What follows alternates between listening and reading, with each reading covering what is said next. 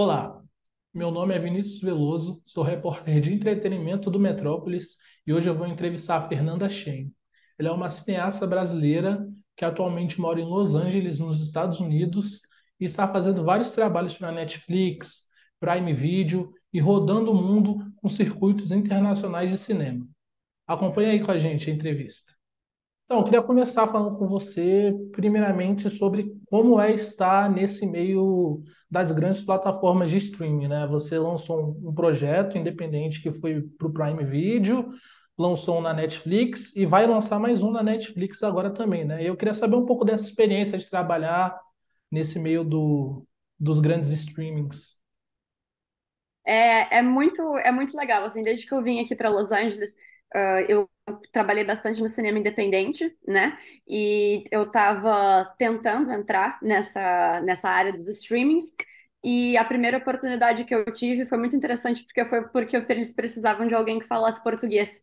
Foi para a série do Neymar, pro Netflix. Então, quem entrou em contato comigo foi o Festival Brasileiro de Cinema, que tem um Festival Brasileiro de Cinema aqui em Hollywood. E aí o Netflix entrou em contrato com eles, pedindo se eles tinham indicação de alguma assistente de montagem que falasse português para dar auxílio para os editores principais, porque tinha um editor brasileiro e os outros editores eram americanos, então eles precisavam de alguém para dar assistência para essas pessoas que não falavam português. E eles não estavam encontrando ninguém, por isso que eles foram no Festival Brasileiro para ver se conseguiam uma indicação direta. E aí eu tenho uma amiga que trabalha lá e ela me passou a indicação. E aí foi assim que eu comecei a trabalhar com o Netflix. Depois do Neymar, eu fiz outro projeto com eles de assistente de montagem, que aí eu fui a primeira assistente.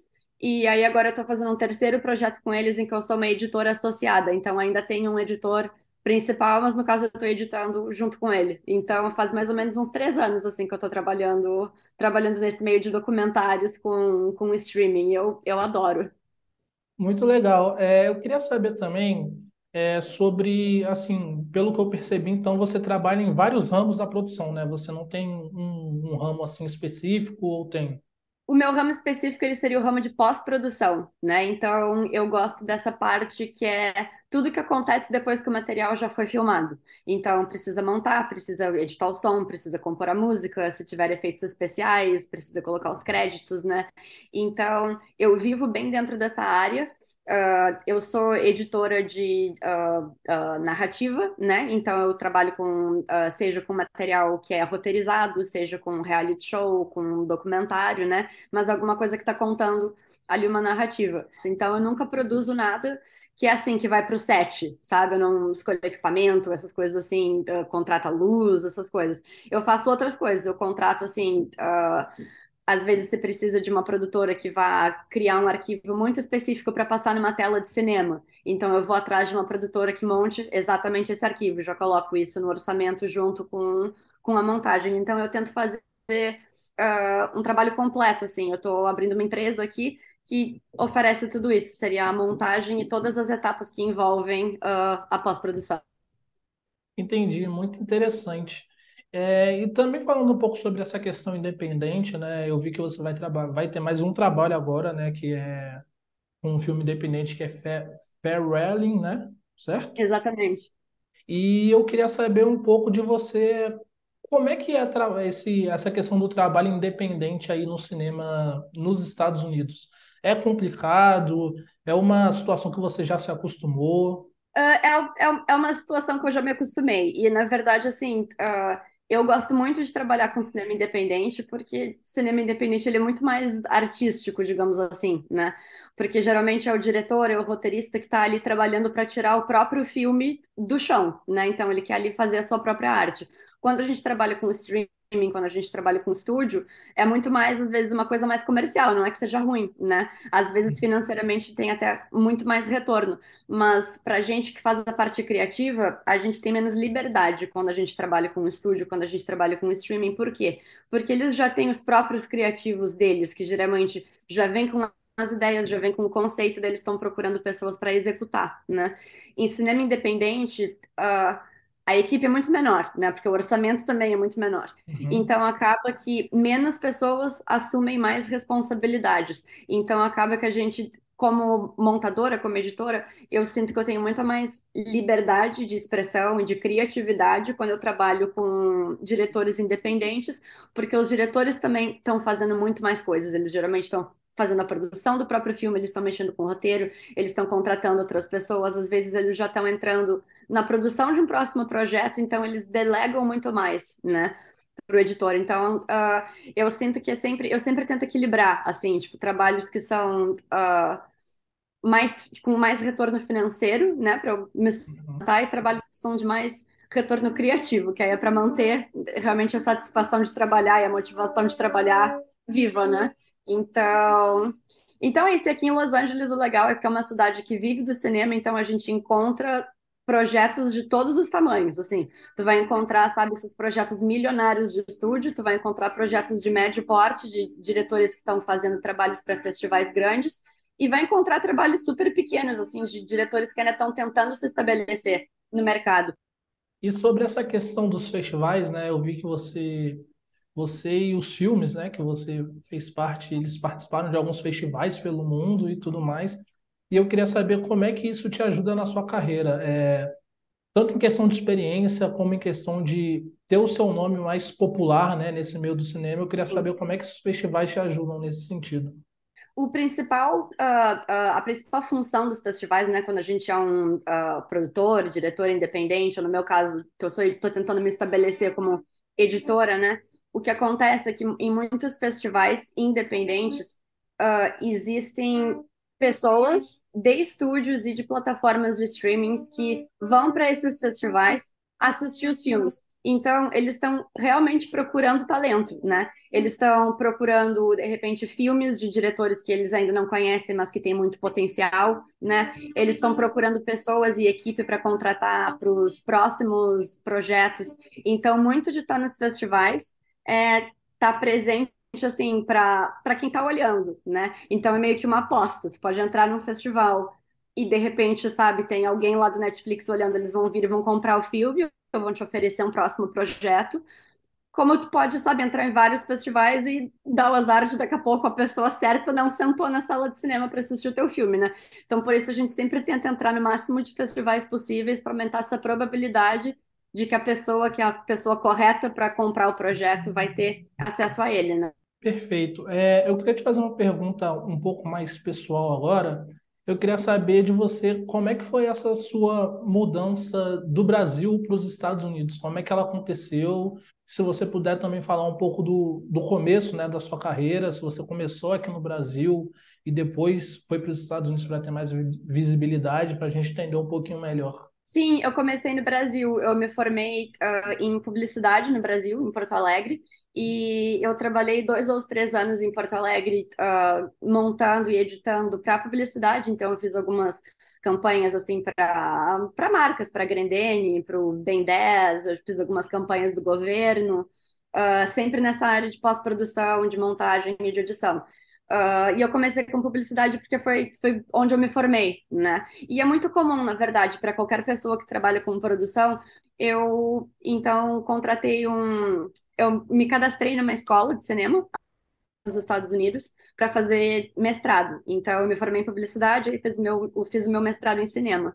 E quando aqui nos Estados Unidos tem então, assim, em princípio era para ficar um ano aqui, né? Eu vim para fazer um curso de um ano. Só que aqui existem algumas escolas que têm um incentivo para estudantes internacionais que se chamam período opcional de treinamento. Então, é assim, tu tem um visto provisório para trabalhar na área que tu te formou por um tempo determinado, né? Uhum.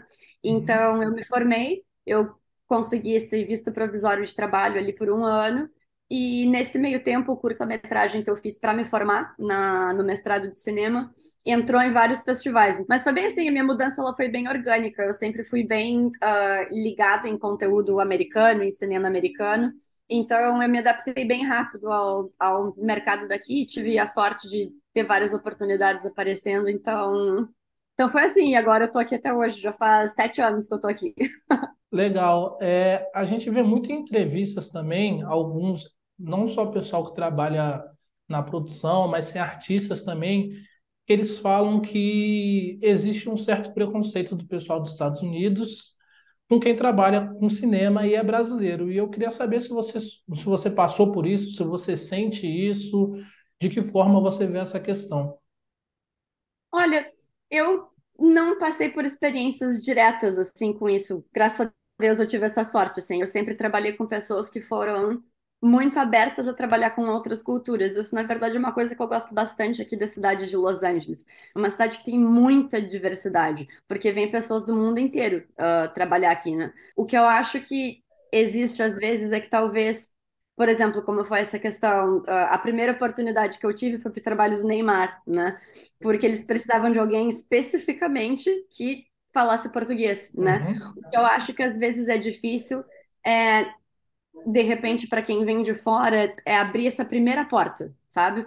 Essa primeira porta, porque os preconceitos que eles têm às vezes são até um pouco burocráticos, né? Então, acho que às vezes para evitar essa dor de cabeça, eles acabam, tipo, dando preferência para quem já é americano, né? Então, eu acho que o interessante é a gente sempre procurar projetos que já são diretamente relacionados à nossa vida de alguma forma, né? Maravilha. Tem um assunto que está muito em alta agora também, que é a questão da greve dos roteiristas aí de Hollywood, né? Sim. O pessoal anunciou a greve, o pessoal do sindicato, e eu queria saber se isso impacta no seu trabalho de alguma forma e também queria saber se você poderia contar um pouco para a gente como está a situação por aí. Isso impacta todos os departamentos, né? Apesar de eu não ser roteirista, então esse sindicato que está em greve não é o meu. Ah, mas afeta tudo porque, assim, onde não tem o roteiro, a gente não filma nada, né? Esse não filma, não tem nada para montar. E o que acontece muito, ah, é que, por exemplo, não é a primeira vez que os roteiristas entram em greve, né? Então, acho que foi 2007, eles já tiveram uma primeira greve. Daí o que que aconteceu? Porque os roteiristas pararam de fazer os roteiros para séries de narrativa, o que que muitos dos estúdios começaram a fazer? Começaram a lançar reality shows, né? Porque reality shows não tem roteiro. Tu cria uma situação, coloca as câmeras ali e o que acontecer, aconteceu, né? Então teve um boom dos reality shows lá em 2007, 2008, em função dessa greve dos roteiristas. O que agora também é uma coisa um pouco preocupante, porque os estúdios, os streamings, eles anunciaram que eles já tinham muito material pronto para ser lançado em caso dos roteiristas entrarem em greve, né? Então, o que Uhum. vai acontecer agora é que eu acho que essa negociação pode custar um pouco a se resolver, porque os estúdios ainda têm algum material assim guardado para ir liberando enquanto os roteiristas não estão criando coisas novas, né?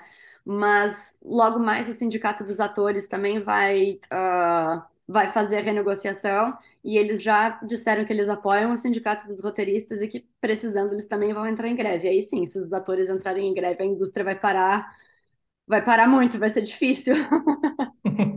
É, Entendi. Beleza. Para a gente fechar aqui a entrevista, eu queria que você falasse um pouco sobre os seus projetos, né? Pelo que eu vi aqui, você está com 3 projetos atualmente, não sei se são mais. E eu queria que você falasse um pouquinho sobre eles e principalmente sobre esse que vai sair agora, né, na Netflix. Queria que você contasse um pouquinho de como está sendo o seu trabalho. tá sendo muito legal. Eu comecei esse projeto que eu tô fazendo agora em setembro do ano passado, né?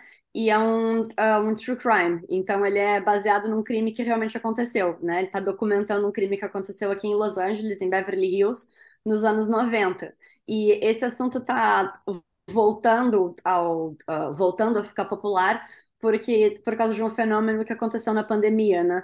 Na pandemia, porque as pessoas estavam, enfim, muito em casa, elas estavam procurando formas diferentes de entretenimento, né? E uma coisa que elas começaram a fazer, algumas pessoas começaram a fazer, foi começar a assistir julgamentos antigos. Sabe que nem agora as Uhum. pessoas ficaram nessa mania de assistir o julgamento lá do divórcio do Johnny Depp com a Amber Heard. Então as pessoas começaram a fazer isso, assistir julgamentos antigos. E esse caso é um caso de dois meninos que mataram o pai e a mãe. E eles estão presos até hoje, né? Eles foram presos à prisão perpétua, condenados à prisão perpétua. Porém, hoje em dia, por causa de mudanças de várias leis, algumas pessoas que reassistiram o julgamento começaram a fazer um movimento no TikTok que, se esse caso tivesse acontecido hoje, eles não estariam condenados pela vida toda. Então, começou todo um movimento em cima disso, porque o caso envolve abuso sexual e etc. Então, ainda não tem data para esse projeto sair, né? O que é muito legal é que tem uma série do Ryan Murphy, que fez essa série famosa agora do Jeffrey Dahmer, né? Sobre o Aham, serial killer. A segunda temporada da série deles já anunciaram que vai ser sobre esse caso, que é sobre os irmãos Menendez. aham. Então, vai sair a série do Ryan Murphy, eu acho que depois vai sair o documentário. Então, tudo que o Netflix permitiu anunciar até agora é que eles têm acesso exclusivo a esses irmãos, né? Porque eles estão presos. Então, a gente está falando com eles, tem esse acesso para falar com eles. E em algum momento esse documentário vai sair. Ele ainda não tem data, né? O Netflix ainda está bem sigiloso em relação a isso. Mas o que eu posso falar é isso, que eu estou trabalhando nele desde setembro do ano passado e está sendo uma experiência super interessante. Eu tô super empolgada para ver esse projeto sair. Perfeito. Fernando, eu queria agradecer você pelo tempo disponível, por ter aceitado essa entrevista com a gente. Também desejar sucesso aí com a sua carreira, que você continue fazendo vários filmes, participando de vários trabalhos. E é isso. Obrigado. Muito obrigada, eu que agradeço vocês pelo tempo. Muito obrigada.